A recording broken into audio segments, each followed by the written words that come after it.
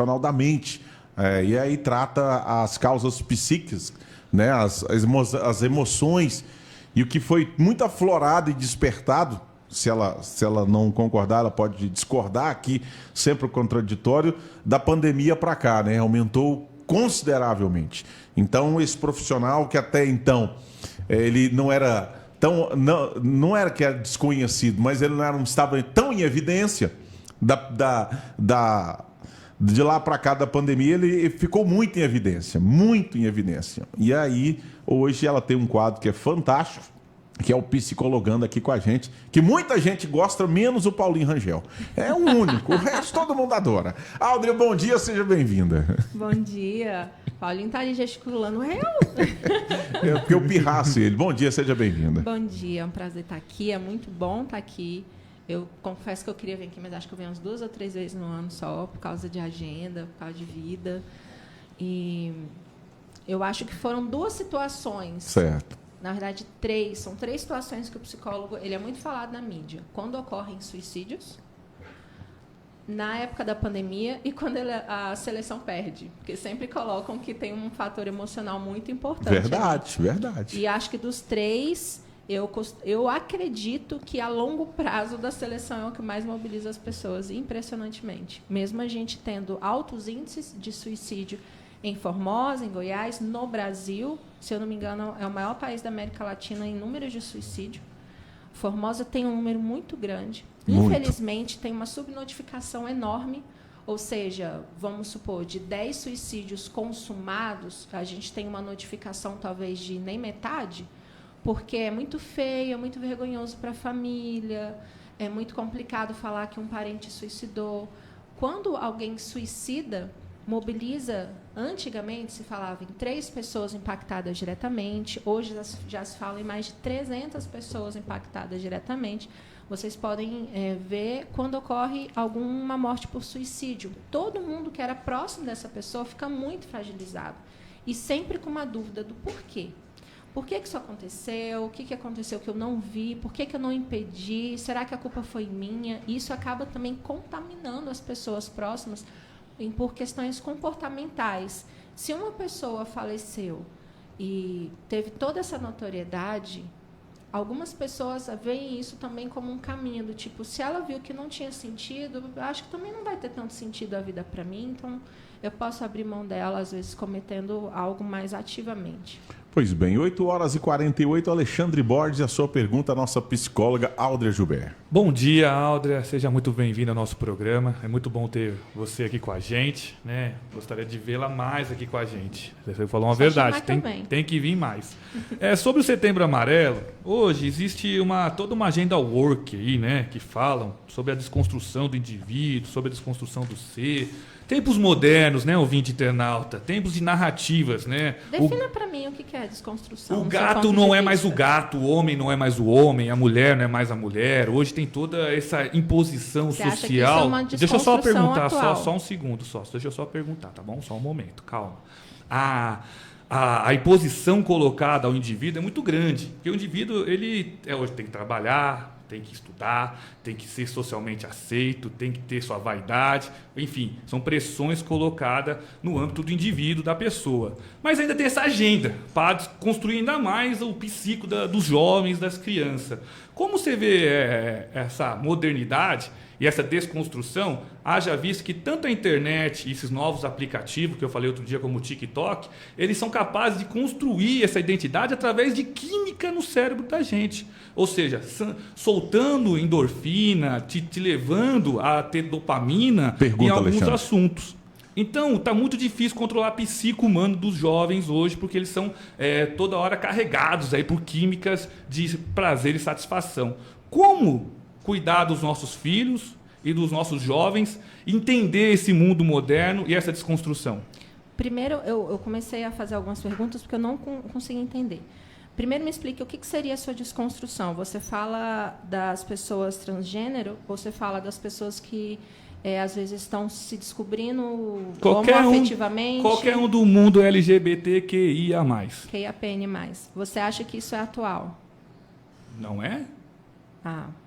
Esse é um assunto talvez para um outro momento, mas não. A outra parte que você perguntou era... A sigla já existia há anos?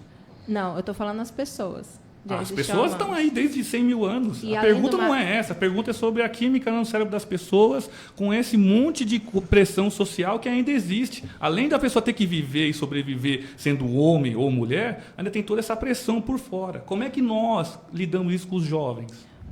Você está colocando como uma das principais questões uma pressão sobre a conduta sexual, a orientação sexual ou o gênero da pessoa como uma pressão atual. Eu diria que uma pressão atual hoje é o jovem que não tem um alimento direito em casa, o jovem que não tem uma educação de qualidade, às vezes, que não tem uma família estruturada emocionalmente, porque os pais não são estruturados emocionalmente. E ele tem que funcionar na sua totalidade como um indivíduo no meio ambiente social, ele tem que ser produtivo. Eu vejo muito mais sofrimento, em especial dos adolescentes, especialmente dos LGBTQIAPN+, que é uma sigla, eu sei que é uma sigla gigante, certo, mas que existem desde o início da humanidade, se eu posso dizer assim. Na Bíblia a gente tem registro de relações homoafetivas muito antigas. Então, em especial, inclusive, esse é um dos grupos que mais são sensíveis ao suicídio. Isso. Justamente porque não tem um acolhimento. Eu sei que tem algumas coisas extremistas em todos os âmbitos, mas a maior pressão que eles têm é eles conseguirem andar na rua, de mão dadas com seus cônjuges, namorados, namoradas, sem ser apedrejados, sem ser hostilizados. Em relação à dopamina, o sistema dopaminérgico, que é o de prazer imediato, nós sempre tivemos. A gente sabe que pessoas depressivas antigas, que antes se falavam, antes não tinha muito nesse negócio, tem. Você pode ver qual o número de alcoolistas que nós temos nos históricos familiares, e às vezes até que morriam cedo. E geralmente é justamente porque a dopamina era conseguida de uma forma rápida, através de sexo, através de alimentação. Temos aí as pessoas com problemas de obesidade, quando não é algo orgânico, algo emocional, que acaba sendo descontado nisso. E sim, hoje em dia nós temos muito mais acesso a drogas, como as drogas que a gente pode obter, na verdade, além de comprar nas bocas de fumo de Formosa, por aí, e do Brasil, nós temos também o celular, que realmente, a cada likezinho, a cada curtida, a cada dinheirinho que ganha, a cada foguetinho daquele, meu Deus do céu, como eu tenho raiva daqueles negocinhos de aposta, porque eles estão destruindo famílias. Estão pegando dinheiro e jogando fora. Como você pode fazer isso? Primeiro, como sociedade, acolha. Se você não sabe acolher, tem como você aprender a acolher. Se você tiver empatia, seja como um cristão, seja como um ateu, seja como alguém de um viés que não seja religioso, se você não entende, pelo menos não julgue. E uma das coisas que mais acontece hoje em dia diante de um sofrimento é a banalização dele. Onde, esses dias, eu fui dar uma palestra na Faculdade de Medicina, uma capacitação, que, inclusive, vou voltar lá semana que vem na Faculdade de Medicina para dar uma capacitação para a SOS na UBS a respeito do suicídio, onde uma pessoa cometeu o suicídio, eu não sei te informar quando, outras pessoas ficavam gritando para ela se jogar e filmando, ao invés de tentarem impedir aquele ato desesperado. O suicídio é um ato desesperado para alguém que quer simplesmente acabar com a dor. 8h53, Maurício Figueiredo, é a sua pergunta. O bullying é o responsável pela nossa sociedade hoje tá tão fraca, principalmente a nossa juventude, onde as pessoas têm o maior índice de suicídio, e nos primeiros nãos recebidos pela sociedade têm ido para esse suicídio? A gente não tem dúvida de que hoje a sociedade está mais fragilizada emocionalmente, sim. Se antes a gente escutava um não, a gente, então tá bom, e leva adiante, hoje um não pode causar um desmoronamento, uma crise de ansiedade, uma questão de suicídio. Antes de vir para cá, eu estava ouvindo, que eu gosto de ouvir e ler alguns artigos, e um deles mostravam alguns motivos que eu digo principais, né, de tentativas, mas não são só esses, como não ter o celular do ano, vítima de bullying, não poder ir numa festa que um coleguinha poderia ir. Mas a gente pode colocar isso em várias outras questões. Por exemplo, nós temos crescente diagnósticos. Eu não vou falar que o número de autistas aumentou, porque antes a gente não tinha uma avaliação como tem hoje, em larga escala e mais acessível, dividida. O plano não cobre, mas os profissionais costumam dividir no cartão, porque a gente sabe que um laudo faz toda a diferença para ter um respaldo.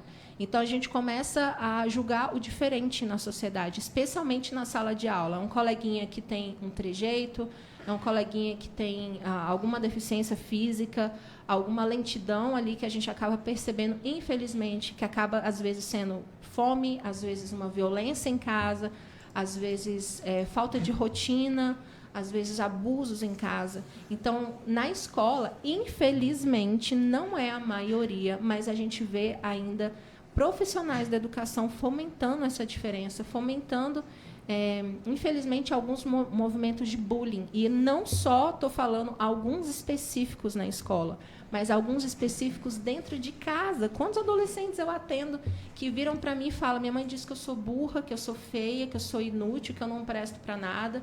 Meu pai só sabe me julgar e diz que eu vou virar um viadinho se eu continuar assim, se eu continuar chorando porque eu estou triste. Então, o bullying, infelizmente, ele é enraizado na sociedade. Hoje em dia se fala muito mais. E eu quero aproveitar esse momento para falar uma outra coisa. Se vocês, como instituição, nas escolas, no governo, como sociedade, se vocês passam 11 meses do ano não se importando com o psicológico, especialmente dos adolescentes, por que vocês vêm no Setembro Amarelo querer levantar uma bandeira se são vocês próprios que promovem o sofrimento alheio? Se você não sabe como fazer para ter uma organização que saiba promover, ou pelo menos não estragar a saúde mental do seu funcionário, não seja hipócrita no Setembro Amarelo. Que tal você começar uma construção de como não prejudicar a saúde mental do seu colaborador, da sua família, do seu filho, do seu cônjuge, do seu namorado, namorada, do seu chefe, do seu colega? Então, o Setembro Amarelo ele veio para promover a vida, mas é uma campanha de 365 ou 6 dias no ano. 8h56, que 20 minutos que passam rápido, Alder Gilberto. Já. Muito obrigado. Tá certo, foi fantástico. Que você possa voltar, se quiser voltar na segunda, na terça, na semana que vem, ou no horário do meio-dia, que agora nós temos, já tem café também. Deve ter café aí. Cadê o café do de café, gente? Muito obrigado. Você, como sempre, o Gesiel está dizendo que você é espetacular e o Alexandre é fantástico, é massa. Tá todo mundo comentando aqui na nossa live, fazendo as manifestações. Eu deixo você à vontade para as considerações finais sobre a conscientização, sobre o recado do Setembro Amarelo. Se você quer mais informações, qualquer psicólogo pode te ajudar. Nós temos, inclusive, na faculdade aqui, IESGO, eles dão apoio gratuito. Inclusive, em uma UBS, eu não vou saber te informar agora, mas vou pedir para o pessoal da Lance colocar. Eles estão com grupos de psicólogos precisando de pacientes gratuitos na UBS. Então, você pode se direcionar para lá, para fazer uma triagem, para fazer seu atendimento. Aí, eu quero fazer um movimento amarelo e não sei como. Tem um site explicando. Eu sou uma pessoa que estou em sofrimento. Liga para o CVV 188. A gente tem o CAPS da cidade que pode te oferecer ajuda. Nós temos também todos os clínicos da cidade, da UBS, eles podem te assessorar, encaminhar para psicólogo, para psiquiatra. Tem pelo SUS, tem particular, tem clínicas. Eu quero fomentar aqui o grande ganho que foi vinda aquele Amor e Saúde, que oferece mais acessível a algumas, especialmente psicólogos, mas não desiste, porque é uma frase que eu aprendi e trouxe, tive que trocar no programa, mas se tem vida, tem jeito, não desiste. Grande abraço e até a próxima. 8h59, tchau, Figueiredo. Um grande abraço a todos, só chamando que nos próximos sábados, dia 23, dia 30, vai ter a vacinação antirrábica em várias escolas do município. Amanhã a gente traz mais detalhes. E não esqueça, Adventure Ecopark. Você sabia que Formosa tem uma fazendinha dentro da cidade? Não? Pois é, o Adventure Ecopark é a sua fazendinha dentro da cidade de Formosa. Desligue-se do mundo virtual e conecte-se à natureza.